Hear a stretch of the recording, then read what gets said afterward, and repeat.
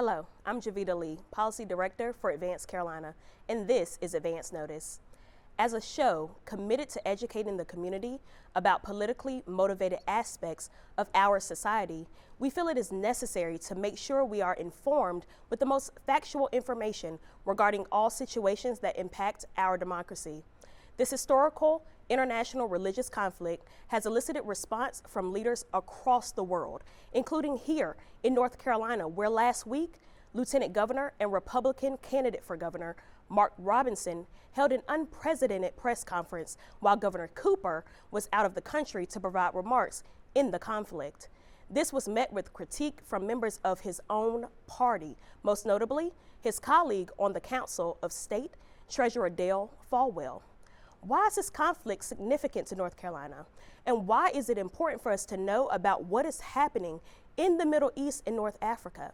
We won't have time to, nor are we here to resolve the conflict, but to shed light on a frustrating global topic. Take a look at this insightful conversation. Hello, I'm Marcus Bass, and you're here for a special edition of Advance Notice. On this episode, we're going to take time to really break down the conflict in Northern Africa and the Middle East. With me for this conversation, we have Dr. Serena Sebring, Executive Director of Blueprint North Carolina, Attorney Don Blagrove, Executive Director of Emancipate North Carolina, and Dr. Ajamu Dillahunt, Professor of History. Thank you all for joining us. Now, Dr. Dillahunt, could you please start us off by giving us some backstory around the conflict between Israel and Palestine? Yeah, thanks for having me here. And, you know, when I talk about what is going on in Palestine, Israel, I have a hard time using the term conflict, and I also reject the notion sometimes that it's complex or complicated to understand. When I explain it to my peers or when I explain it to people in the community, I say if you understand what the United States did to indigenous people, the Native Americans, you understand what's going on in Palestine. If you understand Jim Crow, you understand what's going on in Palestine. If you understand colonialism in Africa, then you understand what is going on in Palestine. And there's a reason that Nelson Mandela said that our freedom is incomplete without the freedom of Palestine. And I want to break that down a little bit because Mandela, his point and this allegiance to the Palestinian cause and to the Palestinian people was because he understood the people who were responsible for apartheid in South Africa were the same people responsible for apartheid in Palestine. And so when the State of Israel was formed in 1948, they immediately took their allegiance to the apartheid government in South Africa. It is clear the perspective and nature of the situation that is at hand. And in the same year, 1948, over 33 massacres happened to Palestinians and over 500 villages and communities were destroyed.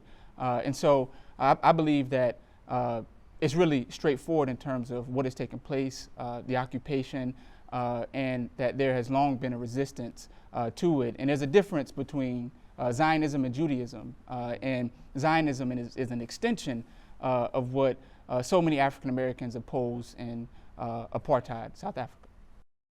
Some very interesting points, and it really really makes me think about the deep levels of frustration and tension in this struggle here in this place. It brings me to why the U.S. in particular cares in this moment. There has been a lot of conversation across the country. So Don, how does the United States figure into this conversation around the conflict between Israel and Palestine? So I think the way that the United States plays into this conflict and why it is vested the way that it is happens for a multitude of reasons. But in this particular moment, I think it is in response to a global phenomenon that we are seeing where there is real resistance to the status quo. There is real uprisings that are happening that are creating seismic changes in systems. Here in America, we saw the uprisings around George Floyd and how that has created an entirely new paradigm about the way that we talk about white supremacy, police accountability, and the rights of Black people, civil and social rights of Black people in America. And I think it is that spirit, right, that ignition of, for lack of a better term, revolutionary spirit that makes this moment so important, and makes this moment so poignant, because I think while we have seen conflicts between, the occupied folks in Palestine before, what we have never seen is a affirmative offensive like the one that we've seen here. It is jarring. And for America, it has, as a colonial country, as a colonial state, right, we also have the real concerns about entering into a major conflict that is on the precipice of happening within the Middle East, especially since we just got out of one that it took us so long to get out of. I think that the American people have real valid concerns about ongoing military involvement, a growing military involvement, the grossly disproportionate amount of American tax dollars that are being spent to support one side or another without the real input of the American people.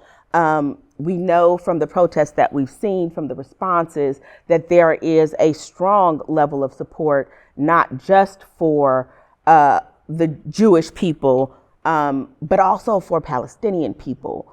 We know that, and also just from a humanitarian level, the genocide that we are seeing is unfathomable. It is difficult. I have a 24-year-old daughter who calls me and says, "Mommy, I have to do something." This is gut-wrenching. We all see the media. We all see the stories that are happening.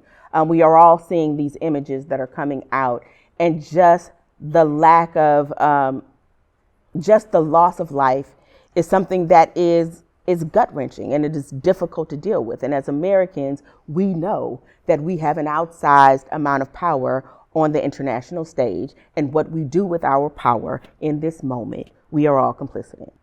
That is very true, and it leads me, Serena, to this next question. This is a very tense and controversial moment, not just in the midst of the actual space that we're talking about, right? And for individuals that may not really understand the size of the space that we're referring to, Israel is quite frankly about the size of North Carolina. You're talking about amazing amount of conflict happening in such a small space. And in particular, when we're arguing the difference between the land that Israelis or the Palestinians are making claim to, in this regard, Palestine could be considered occupying space about the size of Sampson County.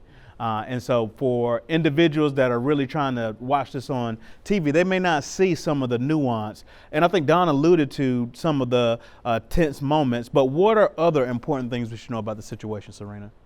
Thanks for having me, Marcus. And I really do affirm what my colleague Don was just sharing about, the imperative that we have in this time when we see these kinds of images on TV, on our social media. I think part of what the tension is it's difficult to know what's really happening in this moment. Right. We're hearing different sides, different renditions of, is this a war? Is this a genocide? There was the hospital that just recently was bombed and hundreds of people died. And as a mother, I think I know that that we all love our children so much, and we're seeing the loss at a scale I've never seen in my life. So I think part of the tension is just the scale of what's happening, the confusing sources of information. I'm so glad that you're producing this independent media. I think it's critical in this time that our communities get to hear the truth about what's going on. And too often what we are hearing is propaganda. And I think in that confusion, people are also afraid to offend each other. People are afraid to say the wrong thing, and the cost of saying nothing is just too high. Absolutely. And exactly the reason why we wanted to have this conversation. Very few times do we get to read between the lines, even with mainstream media talking about this conversation.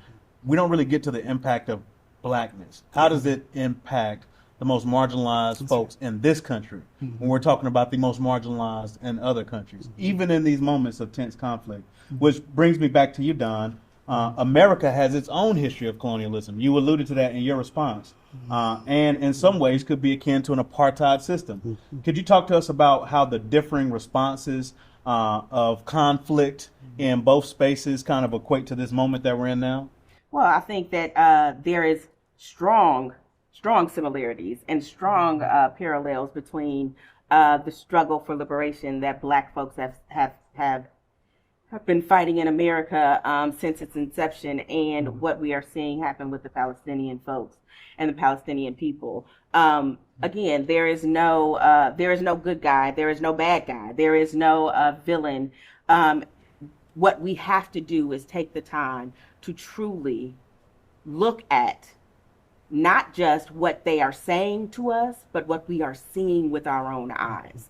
As Black Americans, we know what racist systems look like. We know what oppressive systems look like. We know what occupied territories look like because we live in them, even though they're not called that. We live that reality. So it is important when we are trying to separate the wheat from the chaff and the propaganda from the facts, that we as Black people rely on what we see with our eyes and process that information much more critically than what we hear with our ears. And what I mean by that is that we cannot allow other people to create the narrative for us around what it is that we are seeing. Because what we know so often, and I spend so much time doing police accountability work, it's no different, y'all, than when the police tell us what happened, and then we see a video, and the story is completely different. Don't listen to what they're saying. Dead that noise and watch. See what you're seeing. You recognize on a guttural level what oppressive systems look like.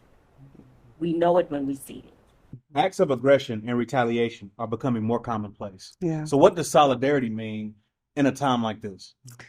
Well, I think it's a critical question for us to attend to in this time. We've seen over the last several years a large rise in right-wing extremism, in political violence against Black people, against LGBTQ people, against oppressed peoples in this time. And so the most important thing that we can do is to recognize that this also raises the stakes for all of us.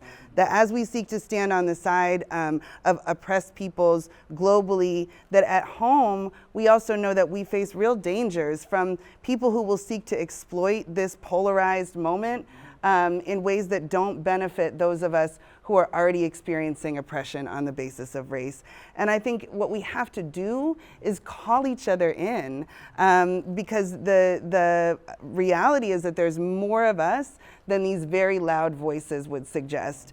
There's more people of good conscience that want to say we will stand in the gap for each other, that we will interrupt these patterns of harm that you're asking about, but we have to do the courageous thing, which means having difficult conversations and coming to the table ready to be in solidarity across difference in this time.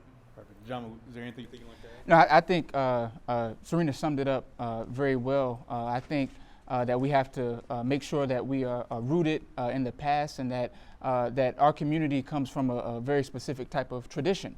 And so I think we need to investigate that tradition. And I would even look at the Student Nonviolent Coordinating Committee, one of the most important organizations of the civil rights movement of arguably the 20th century, who was not only fighting against voter suppression in the Deep South, but were thinking about the war in Vietnam and the question of Palestine and Israel, and released a statement on it. So let's be grounded in our approach, and let's look at the area not from a religious standpoint, because there are Palestinian, Muslim, Christians, and Jewish people who are experiencing a variety of things. And let's push for an end to the billions of dollars that our government gives to the Israeli government, and say that money should be used not for that type of system, but for our people here who are struggling for a better future. And I think ultimately, at the end of the day, we have to remember that as oppressed people, no matter where we are in the diaspora, we live or die together.